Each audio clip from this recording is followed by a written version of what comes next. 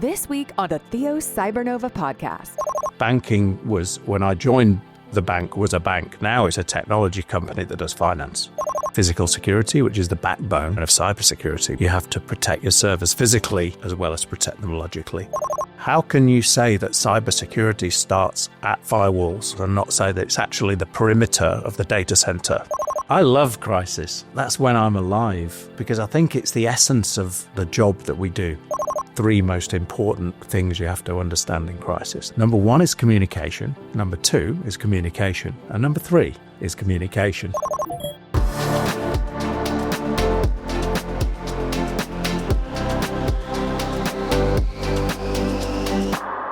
The Theos Cybernova podcast, hosted by Paul Jackson.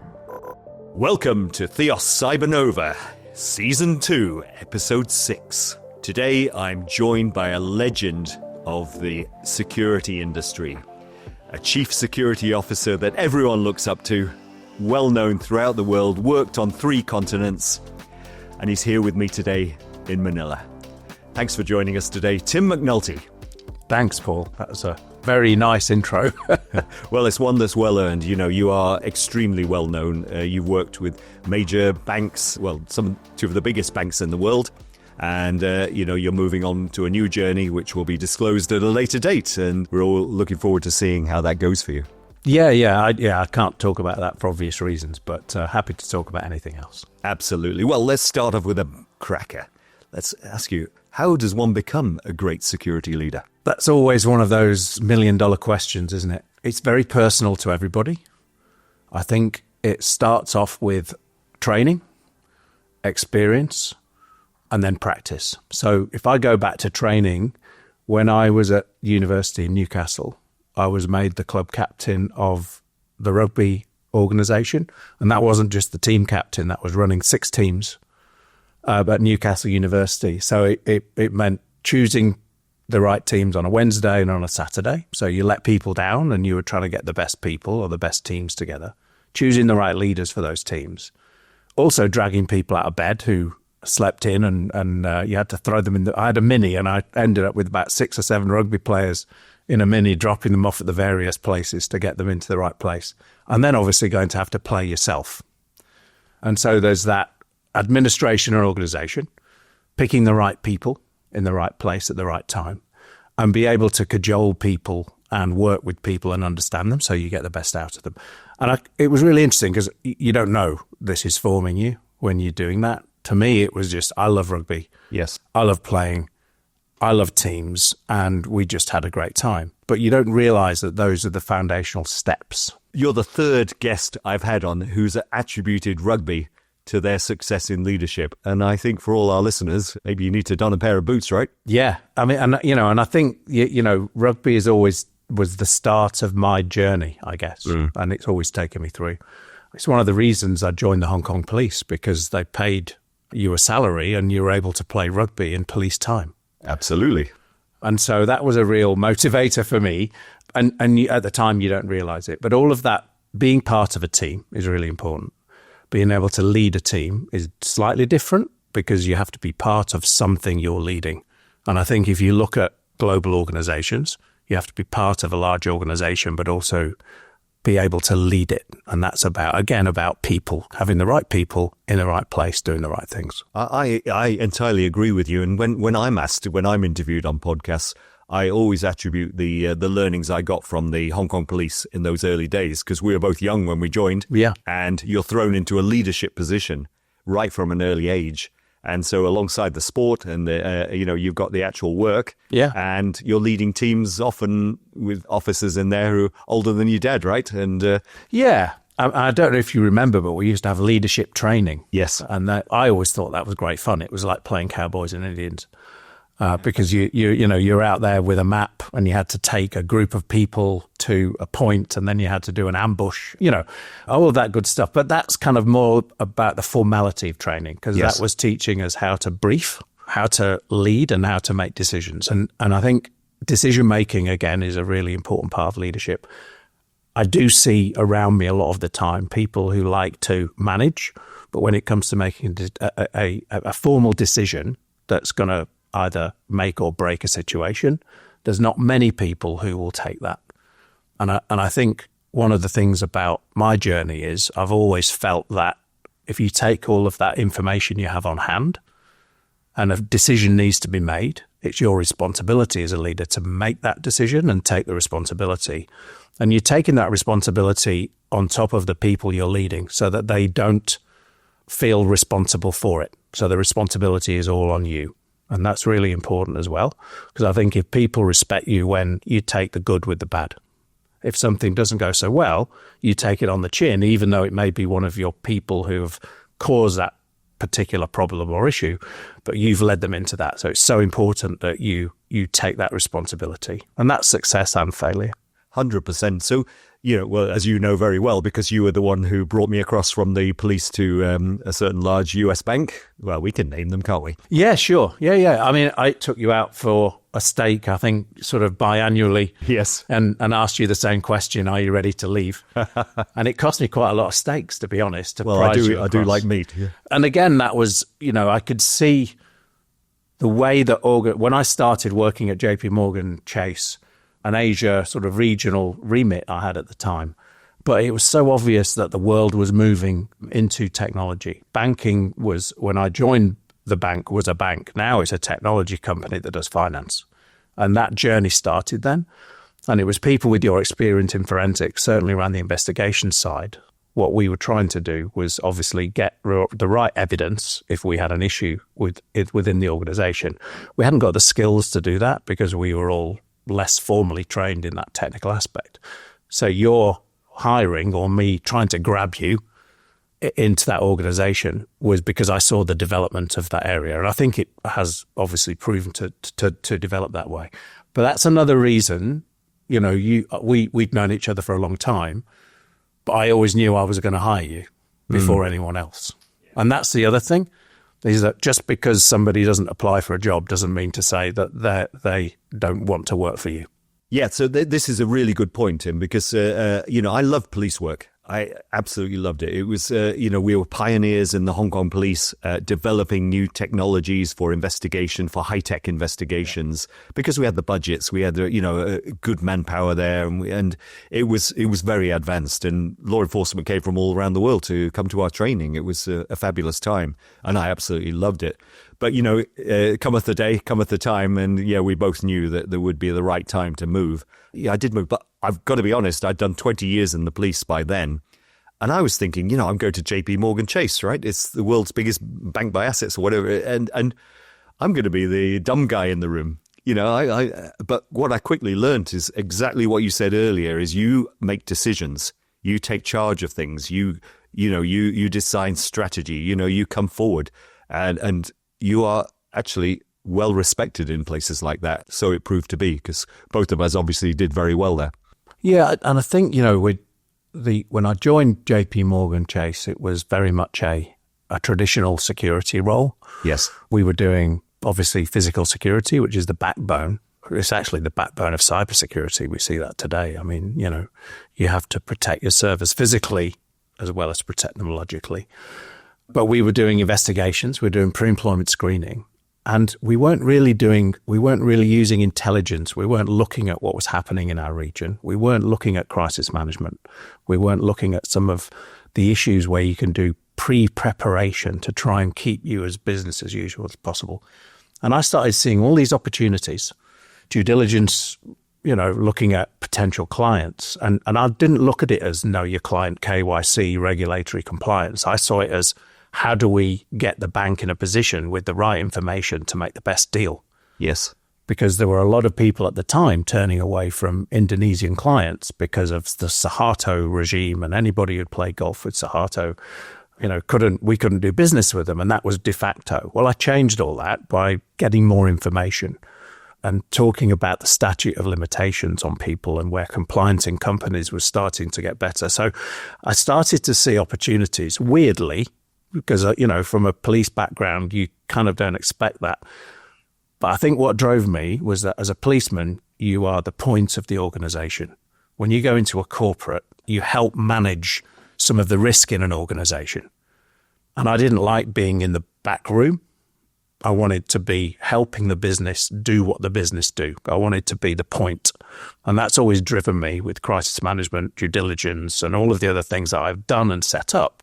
It's always driven probably by the fact that I know what we know and what we learned can really help a business be successful as opposed to just protecting it. And I think, a couple of the key points you touched on there are that security shouldn't just be seen as a cost center, right? It should be a business enabler, a business driver. And I think we've both seen it that way. Cyber can be a business driver because, you look after your clients, you help them in that cybersecurity journey that they may not understand, these high wealth individuals from a banking perspective anyway.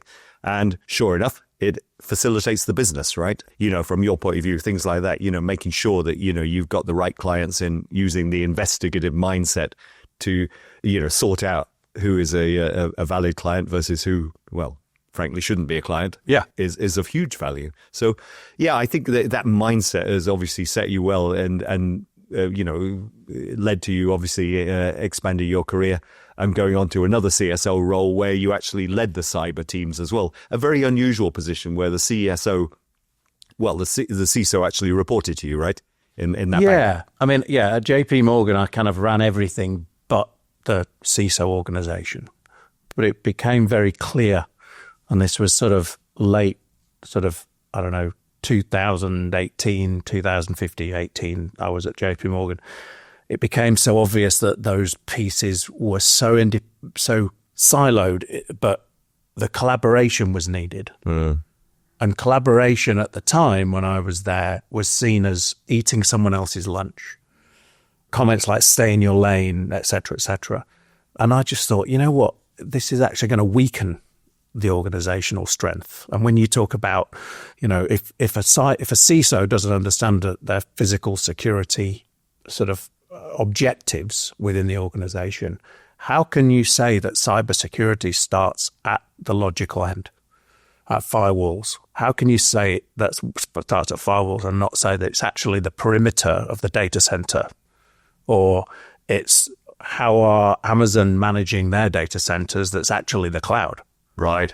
That's the first place to start. And then we can start talking about zero trust and all this other good stuff. But unless you get your basics right, and unless it talks to the whole organization, I don't think it's a holistic risk program. And that's always been my belief. So an example, when I joined my current company, we had a lot of attacks on our ATMs.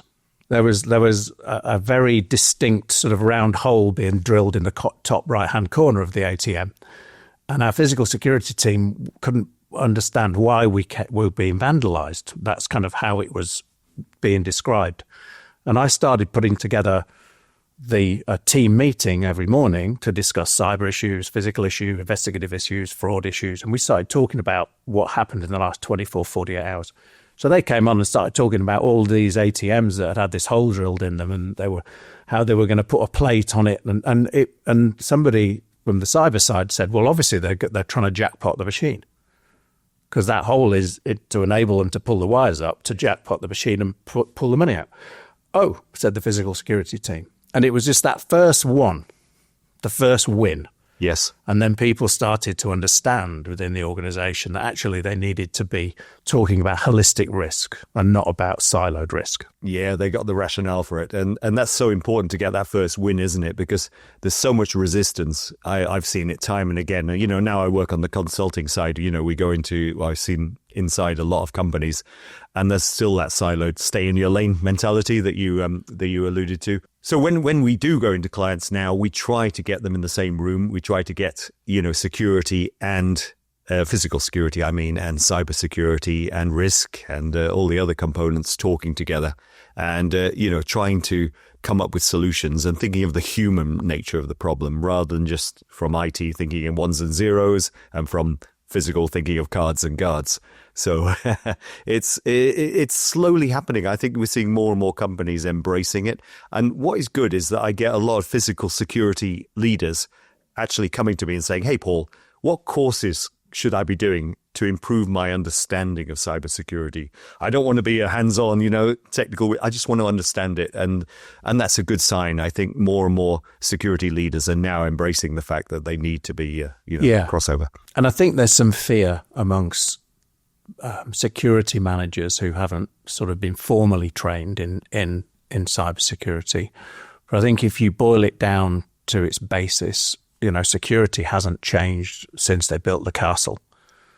And they still have visibility by mowing the fields down. They still operate intelligence by having horseback riders running around the forest to see if there's anybody watching. They still have thick walls. They still have defense in depth. And the concept of looking after all of the gold at the center of the castle in the strong room, well, that's your data center. And so, fundamentally, security hasn't changed. How we actually employ the controls has changed enormously and continues to change because we're moving now into cloud environments, etc. But I think physical security managers should embrace their own knowledge. And certainly when I was managing insider threat when I was at JP Morgan, and when I moved into my next organization, as you say, I was managing the whole function. And I'm a great believer in getting a basis of an understanding. So I did do some reading and I kind of understood where I needed to go, what I needed to do. But I think from a leadership perspective, there's a humility aspect that you don't know everything. And what you should be doing is working out what you don't know. And when I first went there, we had some quite interesting DDoS attacks. So it was layer 7 DDoS attacks, et cetera, and I didn't understand what that was. So we had an office near Manchester, and I went up there and I spent a day with one of our engineers who took me through what all this meant, how it worked, how it fitted together.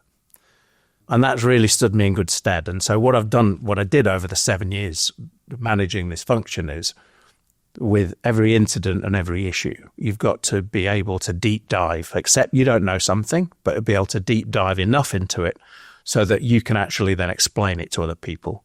And I think that's really important. So you have to work really hard at doing that. And that's a constant education. And I educate myself all the time. So this is, you touched on a really important point, because to be a leader of these functions, you don't need to be an expert, right? You need to know how to lead and how to identify and manage the right people. So people often ask me, where should the CISO function, the cybersecurity function, sit in terms of the org chart?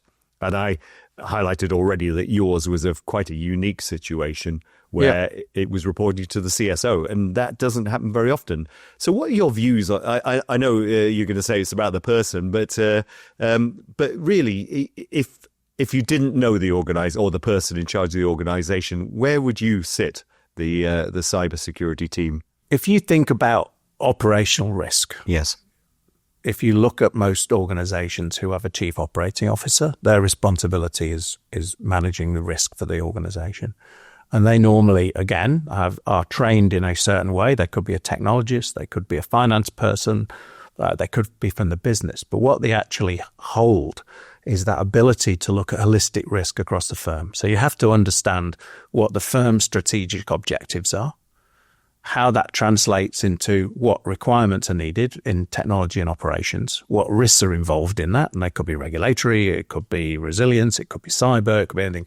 And then ensure that the programs that you have in place are meeting those objectives. And so me as the CSO, I took a lot of that responsibility from the COO because I reported to them. But I was looking after resilience, cyber, investigations, physical security, crisis management. That's huge. How many people did you have? I had about 2,000 people to run all that. And it's a big organization. It was almost like a mini COO. So I would say that was what my role was. And when I started thinking about it in terms of risk and strategic decisioning, then it helped me a lot.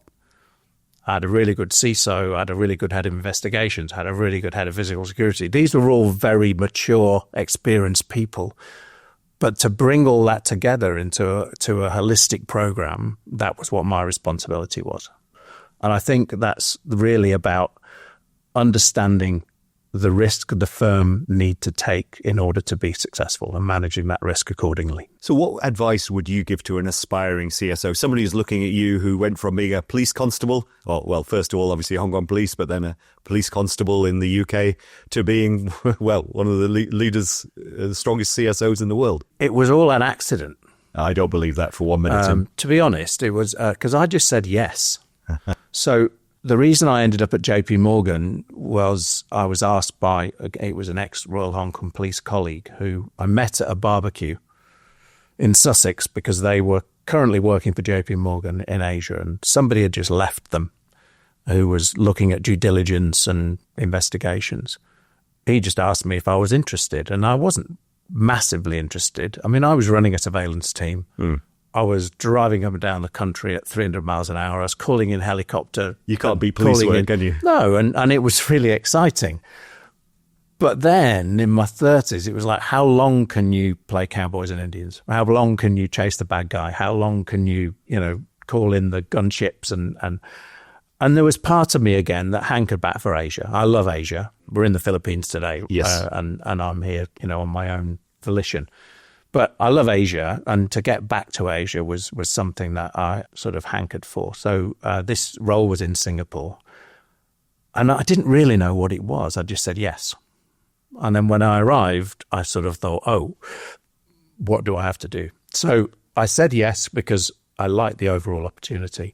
And then from there, I started off at sort of running investigations, crisis. I developed a crisis management program. I developed an intelligence program sort of underneath. And then my boss then left. And at the time, Chase were buying JP Morgan. And the head of the region for Chase in Asia was sitting in New York, which was probably my advantage because they suddenly thought, well, we've got somebody sitting in the region. Why don't we use them? So I don't think I interviewed for the job, but I don't think I necessarily won it on merit because I just think I won it on location.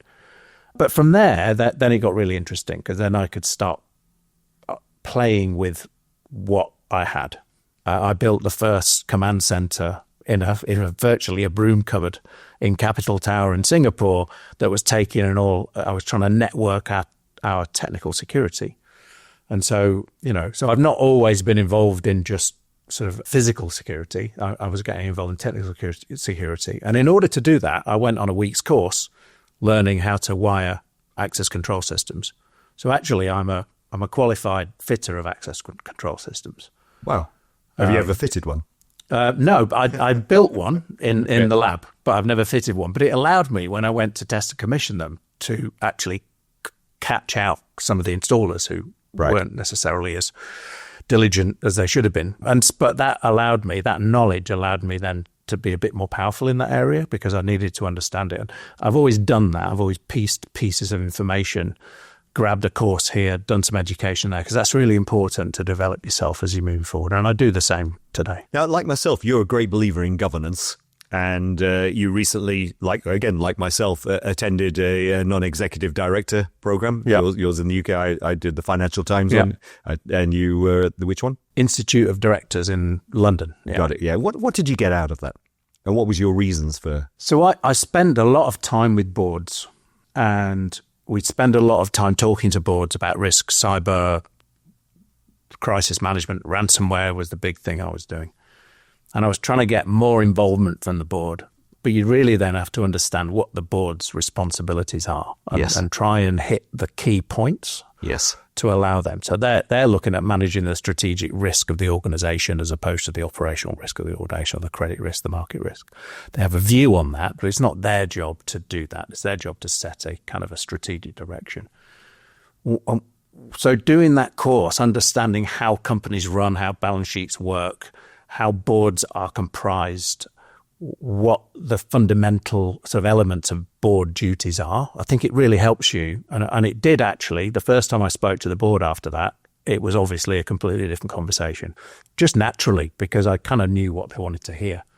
And that was why I did it. But also, I think that's given me a much broader understanding of how businesses are run and therefore how the banks run, and also allows me to do my job better. So again, education's important.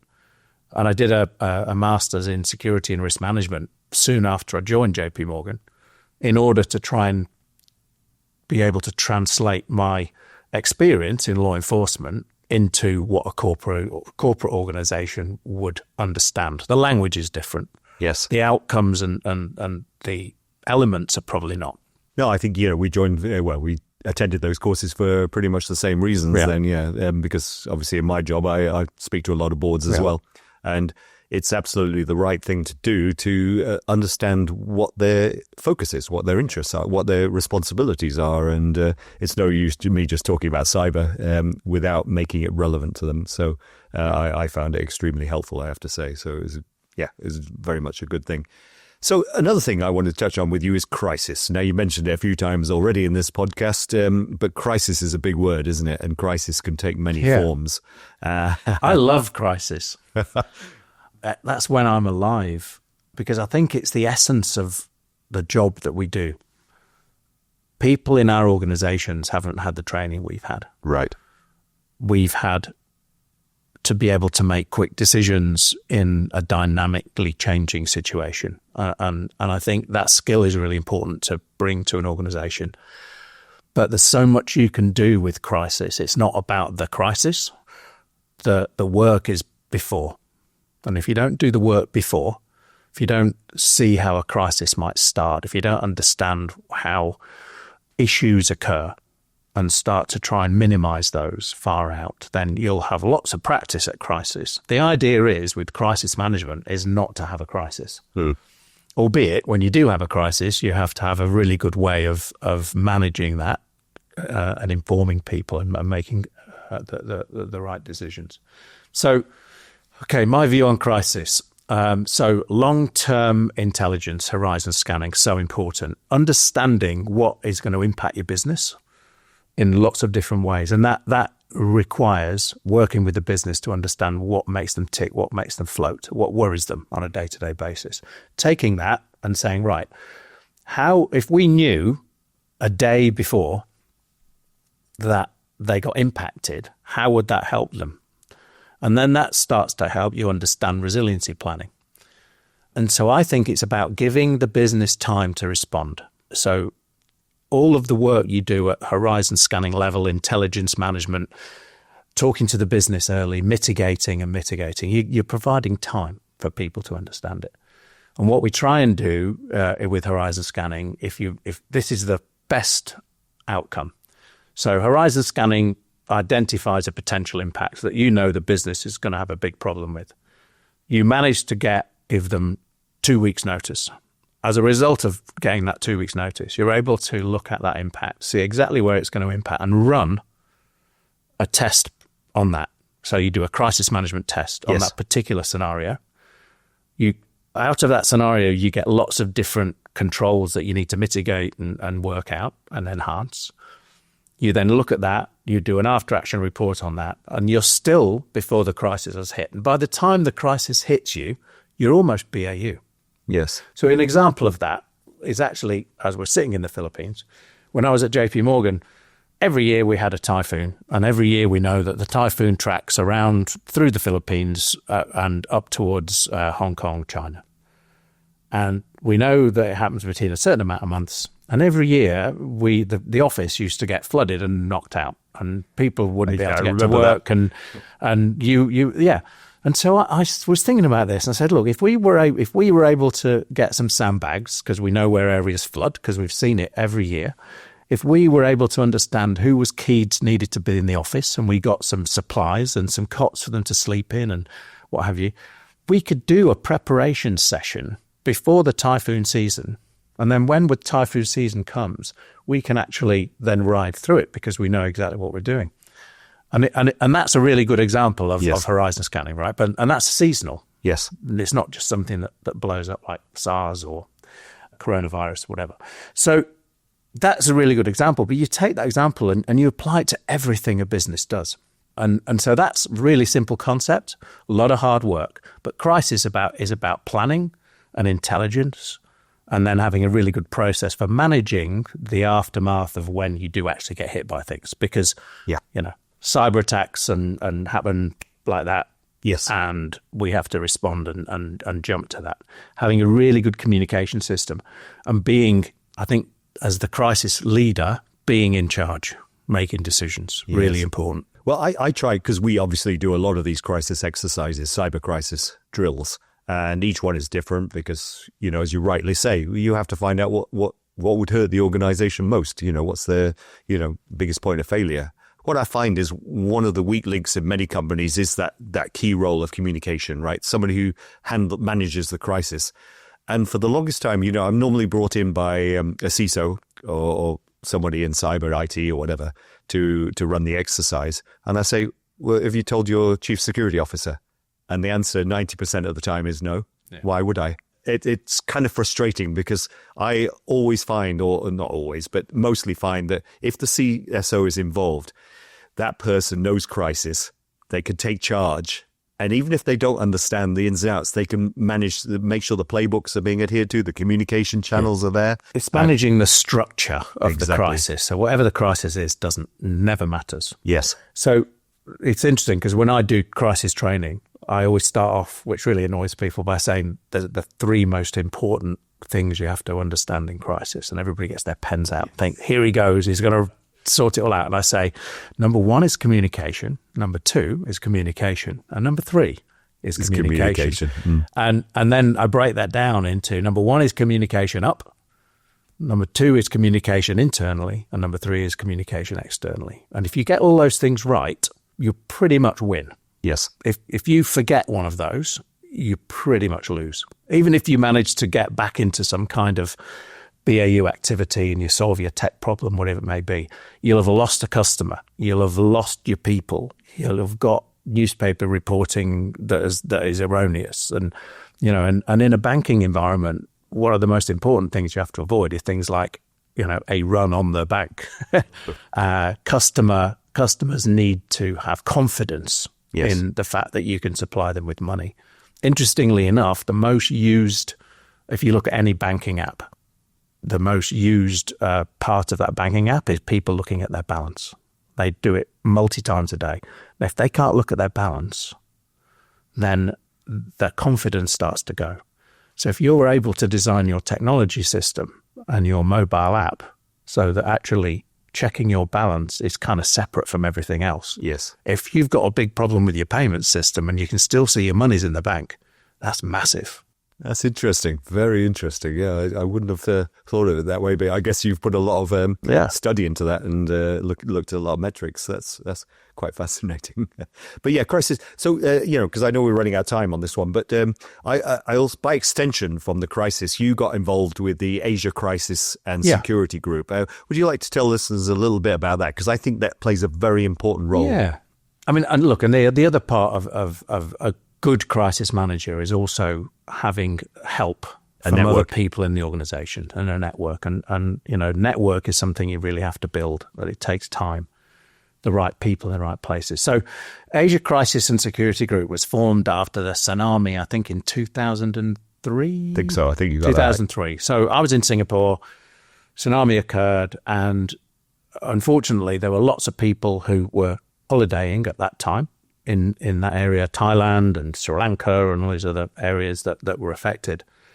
And so it wasn't necessarily a business crisis. So the business were not impacted, but their people were.